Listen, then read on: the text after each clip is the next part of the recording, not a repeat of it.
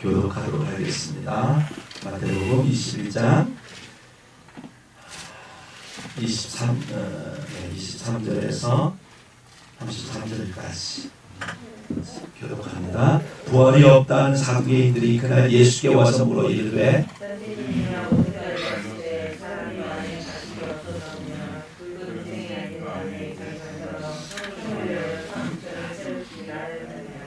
우리 중에 칠형제가 있었는데 마지가 장가들었다가 죽어 상속자가 없으므로 그 아내를 그 동생에게 물려주고 최후에 그 여자를 죽었나이다.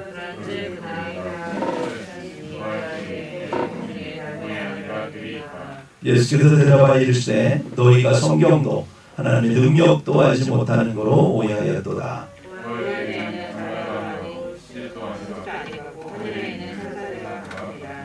죽은 자의 부활을 논할진대 하나님이 너희에게 말씀하신 바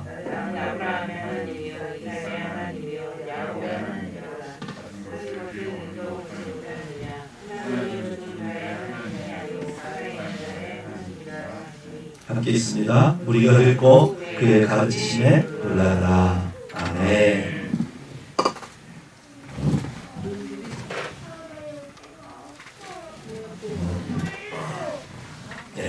오늘 하신 말씀은 32절입니다. 같이 한번 32절 들어보겠습니다. 시작. 나는 아브라함의 하나님이요 이삭의 하나님이요 야곱의 하나님이로다 하신 것을 읽어보지 못하였느냐. 하나님은 죽은 자의 하나님이 아니요 살아있는 자의 하나님이시니라 하시니. 아멘. 오늘은 추수감사절이죠. 추수감사절.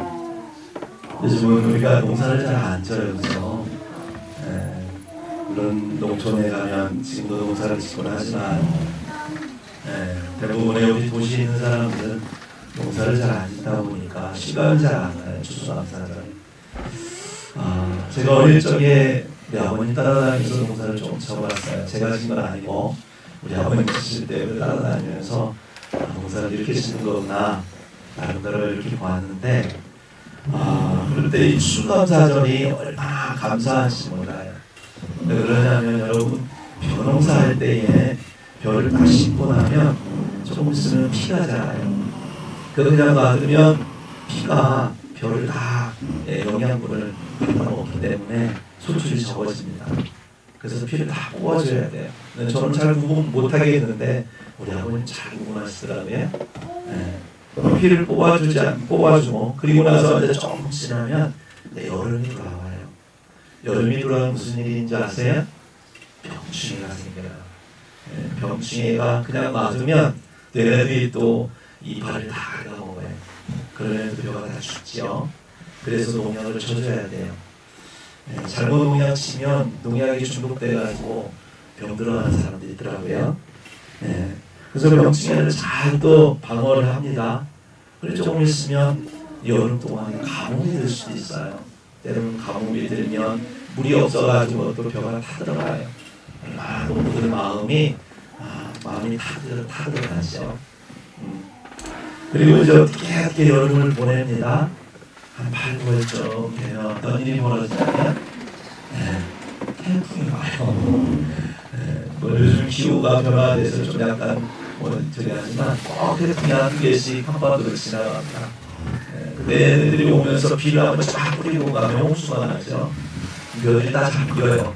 그냥 놔두면 벼가 다 꼬부라져가지고 나중에 다 썩어버려요. 그러니까 썩기 전에 다 끝나면 바로 또 세워져요. 그것도 얼마나 일거리가 많은지 몰라요.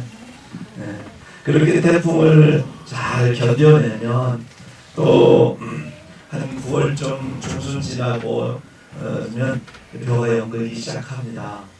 벼가 연글기 시작하면 새떼가 또 가지고 그 뜬물을 또 쪽쪽 빨아먹어요. 야, 참새가 얼마나 입이 빠른지요. 그냥 놔두면 그 새떼가 먹고 간 자리 다 가서 만져보면 그냥 벼달들이 다 터져가지고 없어요. 새까맣게 날아오는 그런 새떼를 열심히 쫓아내고 나서 그리고 수확을 합니다. 수확을 해서 좀 이렇게 추수를 할 수 있으면 좋은데 예전에는 그런 일이 별로 없었는데 이 뭐랄까 기계가 발달하다 보니까 그냥 와서 밤새 이 콤바인하고 트랙터로 그냥 쭉 가면서 추수해 버린대요. 밤새 한 새벽 한두 시 정도. 지금은 이제 막 CCTV 이렇게 해놓고 해서 많이 방어는 하지만 예전에 그게 없을 때는 서로 동네 사람들이 지켰어요. 이 주번을 세워가지고 안 그러면 도둑놈들이 와가지고 쓱 밀고 가버리면 끝나는 거예요.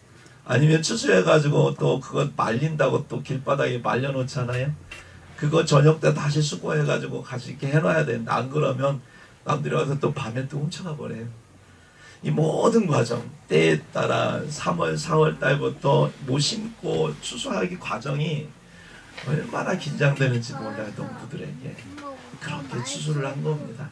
여기 앞에 있는 모든 과일들 그렇게 추수한 거예요. 나름대로 어렵게 그 과정 속에서 하나님이 지켜주시고 또 하나님께서 때에 따라서 비도 내려주시고 햇빛도 해주시고 그래서 이렇게 과일들이 만들어진 거죠. 얼마나 감사합니까?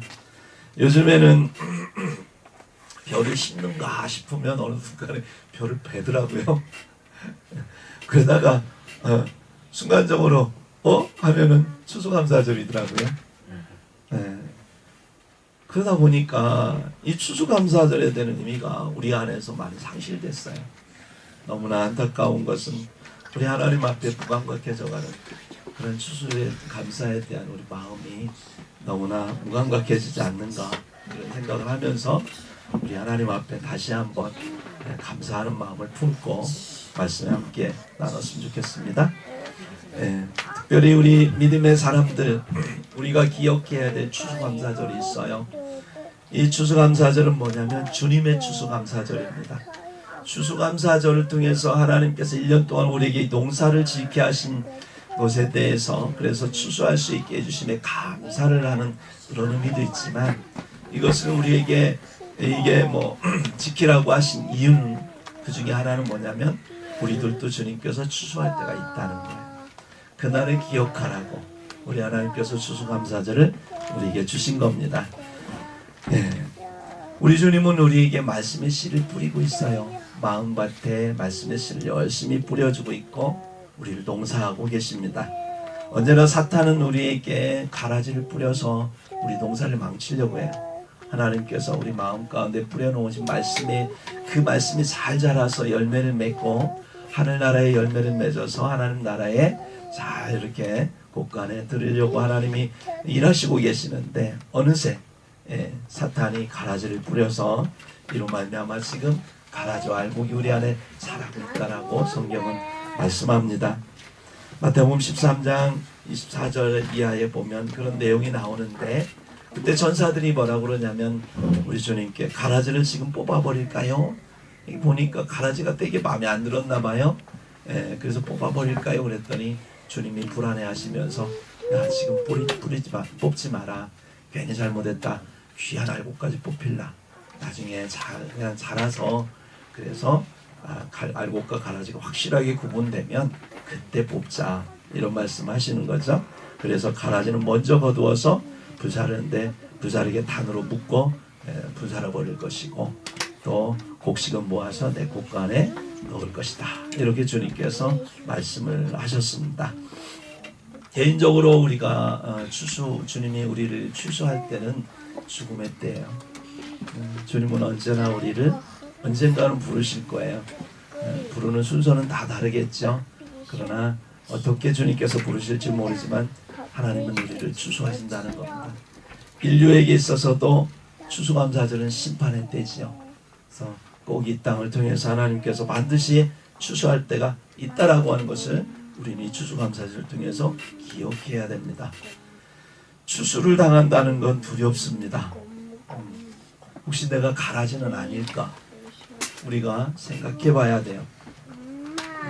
여러분 우리가 이러한 내 자신에 대해서 돌아보게 하는 것 그래서 삶에 대해서 진지하게 만들어지고 인생의 뒤를 돌아보게 하는 것이 추수의 때죠.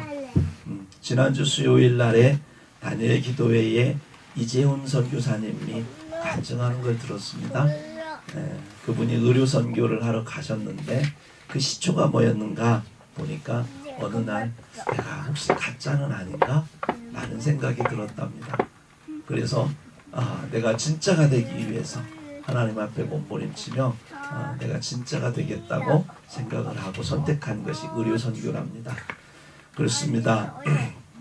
이렇게 하나님께서 나를 이러한 그런 그 농사하신 데 있어서 내가 진짜인가 가짜인가를 우리는 늘 생각해야 되는 거예요. 거기에서 우리는 진지해지고 내 삶에 대해서 책임감 있는 삶을 살게 된다는 것이요.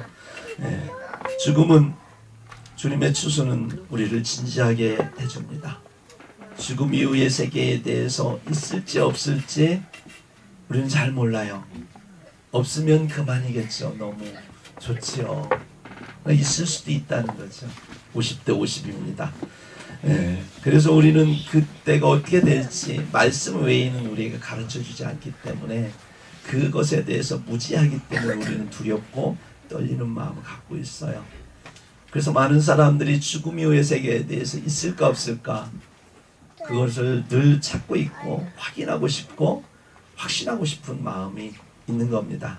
그래서 말씀을 통해서도 같은 성경을 보는데도 두 가지 의견으로 나뉘는 것을 볼 수 있어요. 바리새인들은 부활이 있다, 천사도 있다, 영생도 있다 이렇게 얘기합니다.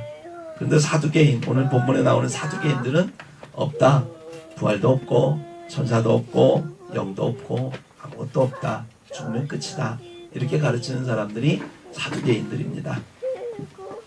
같은 성경을 보는데 두 가지로 이렇게 나뉘는 거예요. 그러면 백성들은 누구의 말을 들어야 될까요? 나름대로 논리는 갖고 있습니다. 바리새인들은요 말씀에 근거하고 있어요. 다니엘서 7장 27절에 보면 그의 나라는 영원한 나라다 이런 표현이 있어요. 하나님의 나라는 영원한 나라다. 그러니까 죽음 이후에 영원한 나라가 있다는 걸 성경은 말씀하고 있다는 거예요. 신명기 32장 39절에도 보면 나는 죽이기도 하며 살리기도 하며 이렇게 말씀하세요. 뭐예요? 부활도 있다는 거예요. 하나님이 부활시킨다는 거예요. 그리고 내가 영원히 살리라 하였노라 영생이 있다는 거예요. 이 말씀은 근거로 해서 바리새인은 성경을 믿기 때문에 성경에 그렇게 말씀했으니까 영생도 있고 부활도 있다 이렇게 주장을 하는 거죠. 말씀을 믿는 사람은 그렇게 얘기합니다. 그런데 사두개인들은 어떨까요? 나름대로 근거를 가지고 얘기하지만 그들은 어디에 근거해서 더욱더 말씀을 보냐면 헬라 사상입니다. 헬라 사상의 영향을 받아서 합리적이어야 돼요. 이성적이어야 됩니다. 논리적이어야 돼요. 그래야 믿는다는 거예요. 그래서 아무리 생각해도 이 땅에서 살아가면서 많은 어떤 하나님이 만들어 놓으신 모든 걸 보면서 가장 궁금했던 거 도대체 부활이 있으면 어떻게 되지? 부활이 있으면 큰일 날 텐데 이렇게 돼서는 세상이 이런 가운데에서 부활을 하게 되면 문제가 크게 발생합니다. 그래서 부활하면 안 돼. 하나님이 만약에 이 세상을 창조하신 이대로 된다면 부활이 있으면 문제가 되는 이성적으로 이해가 안 되는 거예요. 그래서 그들은 사후의 세계가 있어서는 안 된다고 생각하고 부활도 있다고 생각하는 하지 않는 거죠. 그 근거가 바로 오늘 본문의 말씀인 거예요. 하여튼 부활 문제로 인해서 서로 다투고 있던 이 바리새인들이 세금 문제로 예수님 앞에 나아가서 예수님께 굉장히 깨지죠. 지난주에 말씀드렸던 것처럼 그래서 사두개인들이 바리새인들하고 막 열심히 다투다가 바리새인들이 깨졌다고 하니까 이때다 싶은 거예요. 이제는 우리가 백성들 앞에서 예수님을 넘어뜨리면 이제 우리가 권력을 잡는 거잖아요. 종교적인 권력을. 그래서 예수님을 넘어뜨리러 오는 겁니다. 그리고 평소에 본인들이 고민했던 가장 큰 과제를 하나 꺼내서 예수님께 말씀을 드리는 거죠. 자기들도 아무리 생각해도 이 문제가 해결이 안 되니까요. 말이 안 되니까 정답이 없고 문제가 안 풀리기 때문에 아마 예수님도 못 풀 것이다 생각을 하고 온 것 같습니다. 24절에 보면 선생님, 모세가 그러는데 사람이 만일 자식이 없이 죽으면 그 동생이 그 아내에게 장가들어서 형을 위해 상속자를 세우라고 모세가 말씀을 했습니다. 이렇게 얘기합니다. 이건 형사 취수제라고 하죠. 형이 죽은 후에 형수를 취하는 제도, 형사 취수제라고 하는데 이게 신명기 25장 5절 6절 말씀이에요. 근거가 있는 얘기죠. 씨를 이렇게 경건한 씨를 계속 퍼뜨리기 위한 하나님이 이제 방법을 하나 주신 거예요. 창세기 38장 8절에도 보면 유다에게 오난이라는 아들이 있었습니다. 이 오난이 형이 죽으니까 오난에게 유다가 명령했어요. 이 형사 취수제를 통해서 네가 가서 형수에 취해서 형의 후손을 좀 이렇게 퍼뜨려 달라 얘기를 했는데 오난이 말을 안 들었죠. 그렇기 때문에 인해서 하나님 앞에 나중에 혼납니다. 하여튼간에 이 말씀을 근거로 해서 그들을 주장해요. 7 형제가 있었답니다. 7 형제가 있는데 그 형이 장가 들어가지고 그래서 살다가 자식이 없이 죽었답니다. 형사 취수제에 의해서 동생이 그 형수를 취했대요. 그랬는데 안타깝게도 그 동생 둘째도 죽은 거예요. 그래서 셋째가 취했는데 셋째도 마찬가지로 죽었어요. 7째까지 다 그렇게 형수와 관계를 하고 죽었어요. 자식이 없이. 그래서 나중에 부활이 만약에 있다면 부활했을 때에 과연 이 여자는 7 형제 중에 누구의 아내가 되는 게 맞겠습니까? 라고 얘기를 합니다. 이렇게 부활이 있게 되면 관계가 꼬이는 거예요. 말도 안 되는 일이 벌어질 수 있는 거예요. 이것 때문에 오히려 서로 싸우고 정말로 이 세상보다 더 얽힌 세상이 될 수 있기 때문에 그래서 부활은 있을 수 없지 않겠습니까, 주님? 라고 이렇게 반문하고 있는 거죠. 정말 이 성경을 이성적으로 보면, 합리적으로 보면 성경에 이해할 수 없는 얘기 너무 많아요. 아니 그냥 처음에 성경을 창세기 1장 1절부터가 이게 합리적으로 이해가 안 가는 내용이에요. 요한계시록 22장 끝절도 이해가 안 가는 거예요. 어떻게 하나님이 천지를 창조하셔요, 말로. 그것도 말로 말이 안 되는 거잖아요. 우리 이성적으로 말이 안 되는 거예요. 예수님이 오신대요.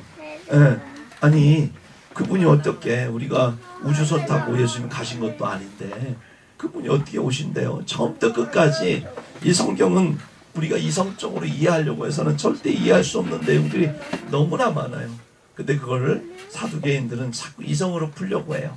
오늘날 사람들 가운데도 보면 하나님 말씀을 자꾸 이성적으로 그것을 이해하는 부분만 믿으려고 해요. 이해 안 되면 안 믿으려고 합니다. 그러다 보니까 성경을 부분적으로 취하게 되고 정말 주님께서 말씀하시고자 하는 부분을 그러니까 알 수가 없는 것이죠. 이게 바로 우리가 가지고 있는 지식의 한계입니다. 여러분, 우리가 경험한 지식 그리고 인류가 축적해 놓은 그러한 지식들 다 합쳐도 우리가 모르는 건 모르는 거예요. 여러분 블랙홀 들어보셨죠? 우주의 블랙홀. 수학적으로 물리적으로 나름대로 해석해서 블랙홀이 있다. 그리고 블랙홀은 이럴 것이다. 이럴 것이다만 얘기했지 이렇다 얘기는 못합니다. 왜요? 경험을 해본 적이 없잖아요. 빛을 삼킬 정도의 중력이 강한다. 우리가 추측은 가능하지만 다른 원리일 수도 있어요. 그렇죠? 그럴 것이다만 우리는 말할 수 있습니다.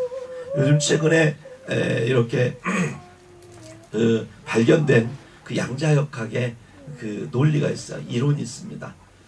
뭐 그걸 저도 잘 모르겠지만 어느 박사님의 강의를 하는 걸 제가 들었는데 그 양자역학에는 원리 중에 2가지 원리가 있답니다. 하나는 뭐냐면 중첩현상이 있대요. 중첩현상. 그게 뭐냐면 0과 1이 동시에 존재한다는 거예요. 동전의 앞면과 뒷면이 동시에 존재한다는 거예요. 말이 돼요? 여러분, 컴퓨터는 0과 1로 돼 있죠. 빛이 꺼지고 켜짐으로 돼 있는 거예요. 그러니까 양자역학의 이 중첩 현상은 불이 꺼지는 것과 켜지는 게 동시에 존재한다. 말이 안 되잖아요. 여러분 불 꺼지면 빛이 없어지면 어둠이 오는 거고요. 또 빛이 들어오면 어둠이 사라져야 되는데 어둠과 빛이 공존한다는 거예요. 근데 이거 설명할 수 없는데 존재한다는 거예요. 이게 양자역학이래요. 아, 신기하지 않아요? 네, 또 있습니다. 양자 얽힘 현상이라고 해서 이건 시공간을 초월하는 현상이에요. 네, 여기서 500원짜리 동전을 앞면을 딱 놓고 저 달나라에 또는 우주 끝에다가 동전에 똑같이 앞면을 놓고 여기서 앞면을 뒷면으로 바꾸면 거리와 상관없이 시간과 상관없이 이 동전이 여기서 바뀌는 대로 동시에 바뀐대요. 이게 말이 돼요? 말이 안 될 수 있잖아요. 우리가 통신을 해도 이런 시간차가 있는데 이건 시간차가 없어요. 근데 이게 존재한다니까요. 이거는 어떻게 보면 우리의 물리적 세계에서 벗어난 또 다른 차원의 세계일 수 있는 거죠. 누가 창조했느냐? 하나님이.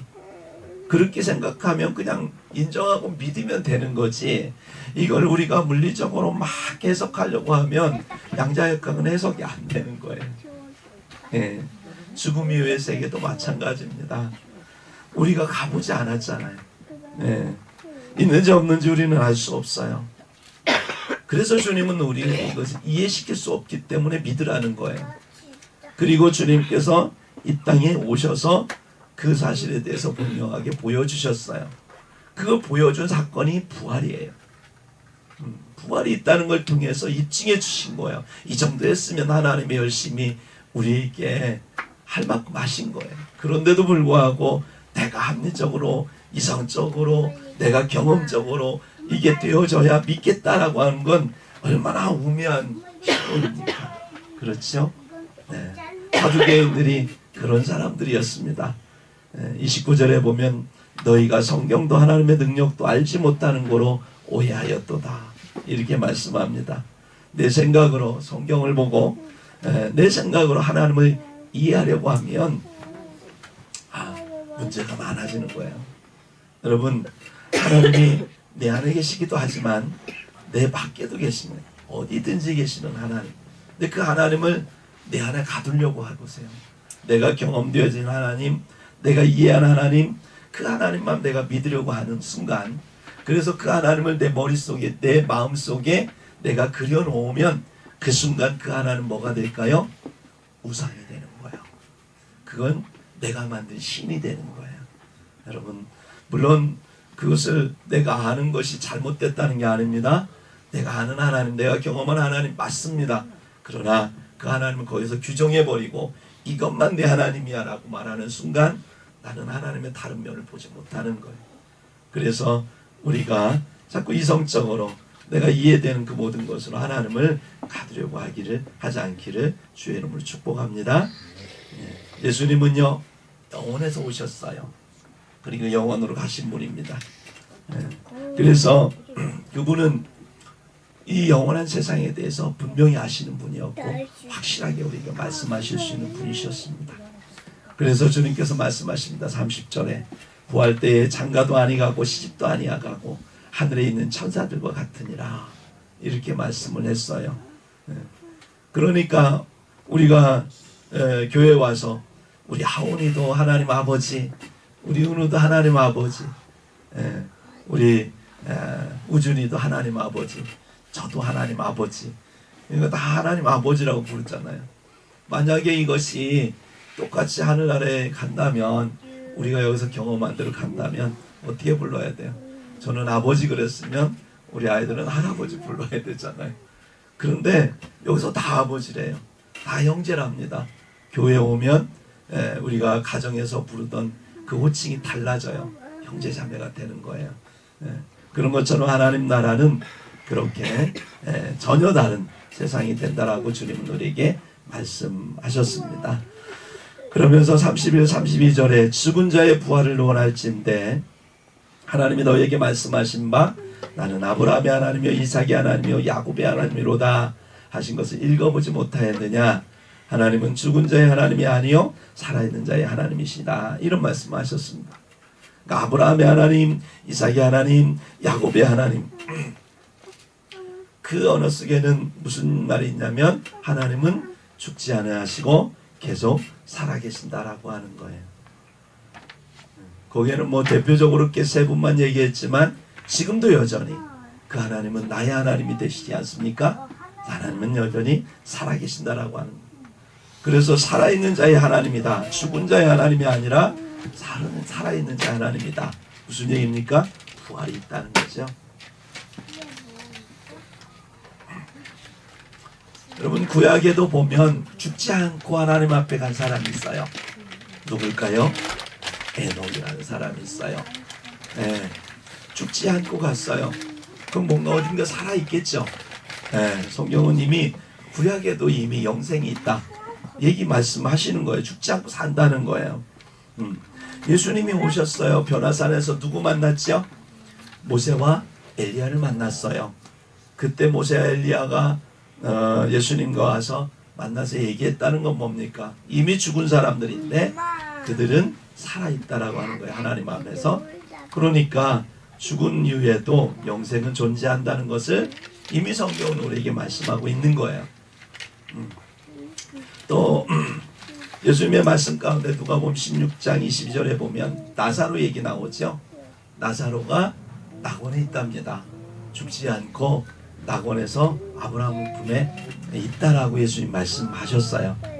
또 십자가에 달리실 때 예수님이 한편 강도에게 뭐라고 얘기했습니까? 오늘 밤 너가 나와 함께 낙원에 있으리라. 여러 번 구약에도 이미 말씀하셨고 신약에도 이미 예수님께서 입증해 주셨습니다. 부활에 대해서 성경은 이미 우리에게 말씀하고 있는 거예요. 근데도 불구하고 사두개인들은 아무리 생각해도 이성적으로 합리적으로 논리적으로 생각해도 안 된다고 생각하니까 그들은 그렇게 말했던 거죠. 얼마나 우리의 잘못된 믿음이 그렇게 사람들을 잘못 이끌어가는지를 알 수가 있습니다. 요한복음 11장 25절에 보니까 주님이 뭐라고 말씀하십니까? 나는 부활이요 생명이니 나를 믿는 자는 죽어도 살겠고, 부활이 있다는 거예요. 죽어도 살겠고 무릇 살아서 나를 믿는 자는 영원히 죽지 아니하리라. 영생이 있다. 이렇게 말씀하시는 겁니다. 데살로니가전서 4장 13, 14절에도 보면 예수께서 죽으셨다가 다시 살아나심을 믿을진대 이와 같이 예수 안에서 자는 자들도 하나님이 그와 함께 데리고 오시리라. 이렇게 말씀을 하셨습니다. 예수님은 부활에 대해서 영생에 대해서 우리에게 끊임없이 말씀하십니다. 사도 바울도 마찬가지예요. 부름의 산을 향하여 달려가고자 했던 사도 바울, 그가 표대를 향해서 한답니다. 그 표대가 뭐냐면 부활이었어요. 빌립보서 3장 10절에 14절에 보면 내가 그리스도와 그 부활의 권능과 그 고난에 참여함을 알고자 하여 그의 죽으심을 본받아 어떻게 해서든지 죽은 자 가운데서 부활에 이르려 하노니. 부활에 이르려 하노니. 내가 이미 얻었다 함도 아니요 내가 이미 부활을 얻었다는 것도 아니고 온전히 이루었다 함도 아니라 내가 온전히 지금 부활을 이루은 게 아니다. 오직 내가 그리스도 예수께 잡힌 바 된 그것, 그게 뭡니까? 부활이죠. 예수 그리스도께 잡힌 바 된 부활을 잡으려고 달려가노라. 형제들아 나는 아직 내가 잡은 줄로 여기지 아니하고 오직 한 일 즉 뒤에 있는 것을 잊어버리고 앞에 있는 것을 잡으려고. 앞에 있는 게 뭡니까? 부활. 부활을 잡으려고 표대를 향하여. 그게 바울이 바라보고 있는 표대예요. 부활. 부활을 향하여 그리스도 예수 안에서 하나님이 위에서 부르신 부름의 상을 위하여 달려가는 것. 그 부름의 상도 마찬가지로 부활입니다. 여러분 이렇게 사도 바울에게 있어서 부활은 너무나 귀하고 소중한 그런 원하는 그런 소망이었습니다. 그래서 사도 바울은 부활이 없다고 하는 이들에게 이렇게 얘기합니다. 고린도전서 15장 12절 14절에 보니까 그리스도께서 죽은 자 가운데서 다시 살아나셨다 전파되었거늘 너희 중에서 어떤 사람들 어찌하여 죽은 자 가운데서 부활이 없다 하느냐. 만일 죽은 자의 부활이 없으면 그리스도도 다시 살아나지 못하셨느니라.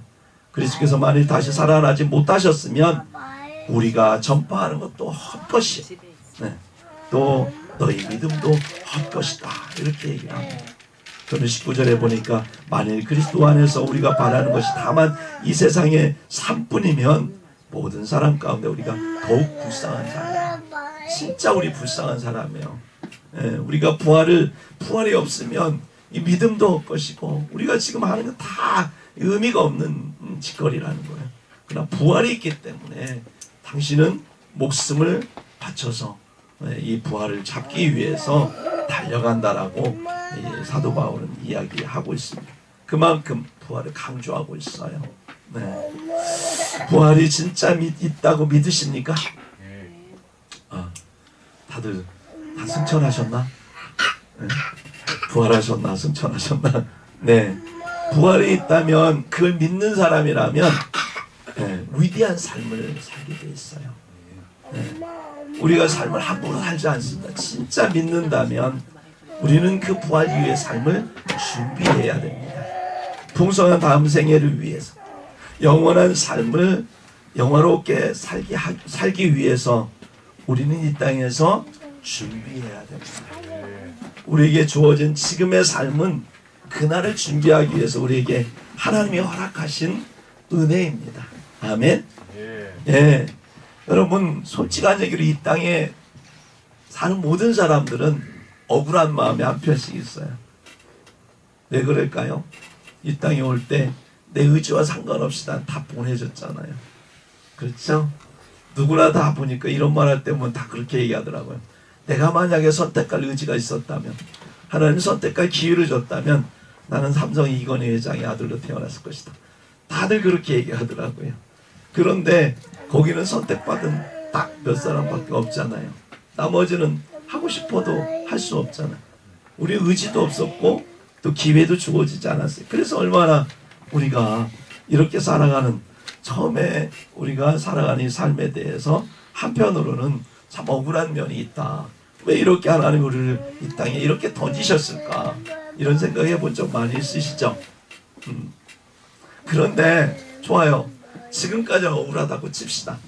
그러나 이 땅은 100년 남짓 살다 가는 거예요. 하나님이 우리에게 그 억울한 삶을 그냥 100년 정도 남짓 살다가 주님께서는 영원한 나라를 준비하시고 그 나라에게 우리를 들이신다라고 말씀하시는 겁니다. 문제는요, 이제 그 나라에 가면 억울해도 하나님께 억울해할 사람은 없을 거예요. 누구에게 억울해하느냐? 나 자신한테. 왜? 이 땅에서 사는 동안 여러분이 그 땅을 준비하기 위해서 여기서 살아내고 준비한 만큼 그 땅에 가면 여러분의 삶의 모든 것이 바뀔 거예요. 여러분이 이 땅에 살아가면서 예수님을 사랑하고 하나님을 사랑하고 정말 그 사랑의 깊이가 더해지면서 그 땅에 살아갈 그 법을 배우고 그 땅의 삶의 그 법, 성경에 나타난 그 사랑의 법을 가지고 삶으로 살아내면서 의의 법으로 또 예수 그리스도의 의로 내가 덧입고 준비하면서 내 인격이 준비되고 내 하나님 안에서 나의 모든 것이 준비돼서 그 나라에 가게 되면 여러분의 삶은 달라질 거예요. 그 나라에서 높임을 받는 사람은 누군 줄 아십니까? 하나님을 목숨을 다하여 사랑한 사람들이 가장 하나님 곁에 있습니다. 뭐 목사라고 하나님 곁에 가는 게 아닙니다. 여러분들이 이 땅에서 하나님을 목숨과 같이 내 목숨보다도 더 사랑한 사람, 그분이 그 나라에 가면 그분 곁에 있는 거예요. 여러분, 믿음이라고 하는 것은 사랑하는 겁니다. 우리가 믿고 구원받는다고 얘기하지만 거기서 말하는 믿음은 사랑입니다. 그래서 믿음과 소망과 사랑 중에 사랑은 영원히 있을 것인데 그 중에 제일은 사랑이다. 사랑하면 믿고 소망하게 돼 있거든요. 하나님도 우리에게 사랑받기를 원하세요. 하나님이 우리가 하나님을 사랑하는 만큼 우리는 하나님의 곁에서 영원히 그 나라에서 살 것입니다. 우리에게 그 사랑하고 안 하고의 권리와 또 선택의 그런 기회들이 모두에게 주어졌어요. 나이가 어리든 많든 잘 살든 못 살든 어떤 상황에 살든 하나님은 누구에게나 다 기회를 주고 계세요. 여러분의 선택에 딸려 있습니다. 여기 오는 것은 내 선택의 의지와 상관없이 왔지만 그 나라에 가서 사는 내 삶의 모든 것은 우리가 지금 여기서 어떤 선택을 하며 사느냐, 이것이 여러분의 영혼을 여러분 결정한다는 거예요. 순간의 선택이 영혼을 좌우합니다. 아멘. 믿습니까? 예, 예수 믿는다고 하는 것은 우리가 다시 산다고 하는 것을 믿는 거예요. 부활이 있다는 걸 믿는 겁니다.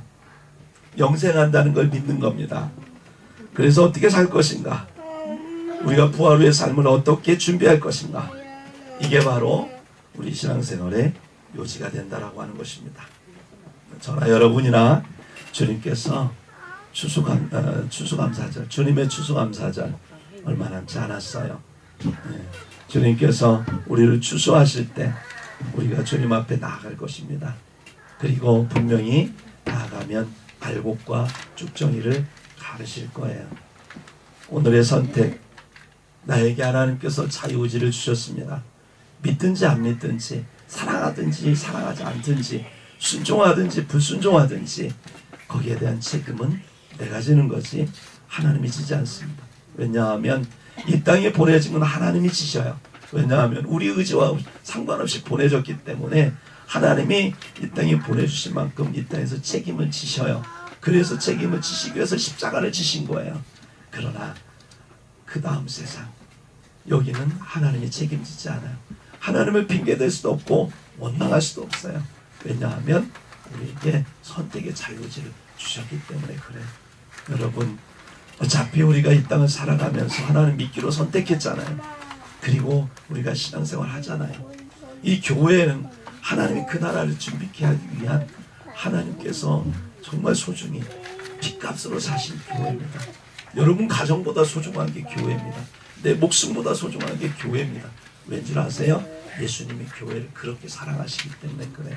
그걸 진짜 믿고 인정하고 그 교회를 세우기 위해서 헌신하고 하나님 앞에 내 자신을 드릴 때에 하나님은 그를 통하여서 영원한 나라를 하나님께서 허락하신다라고 하는 거예요.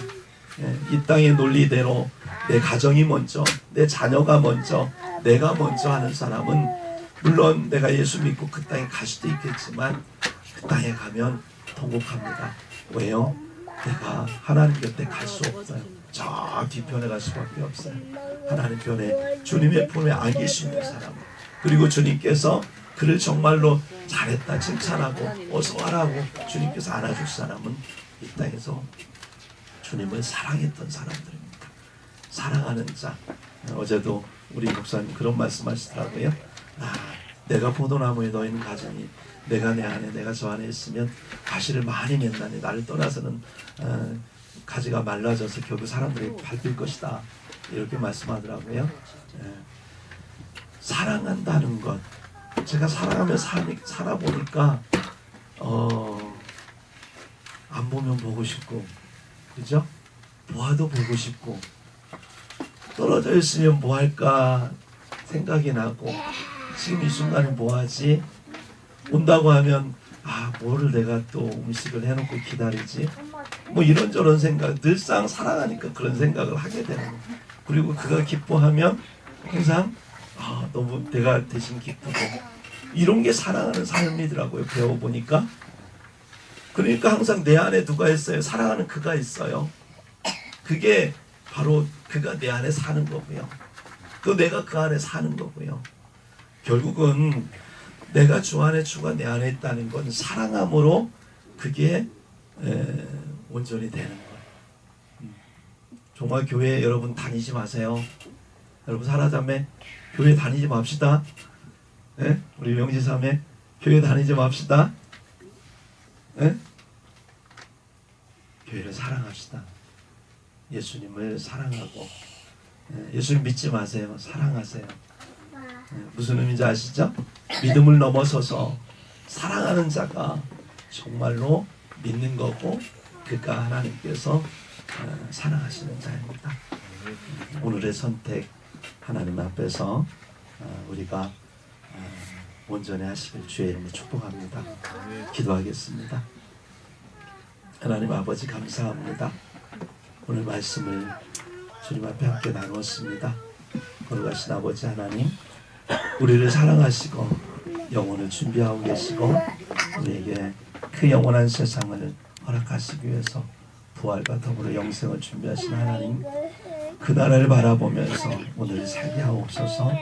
우리의 선택을 그 나라를 바라보면서 해나갈 수 있게 하셔서 우리로 하여금 바른 선택을 할 수 있게 하시고 우리 주어진 삶에 대하여 책임감 있는 삶을 살아갈 수 있도록 인도해 주시옵소서. 더 이상 우리가 교회를 오가며 다니는 자가 아니라 교회를 세우는 자가 되게 하여 주시옵소서. 교회를 함께 이루는 자가 되게 하여 주시옵소서. 우리 안에 믿음을 갖고 하나님 앞에 예수 믿는 것을 넘어서서 예수님을 사랑하는 자 되게 하여 주시옵소서. 그리함으로 우리 안에 영생을 품고 그 나라를 준비하는 우리 모두가 되도록 축복하옵소서. 오늘 이 자리에 나오지 못한 성도들에게도 한 가지 은혜로 베풀어 주시고 정말 아버지 하나 우리가 하나가 되어서 거룩한 교회를 세워가도록 복을 내려 주옵소서. 우리 주 예수 그리스도의 이름으로 간절히 기도하옵나이다. 아멘.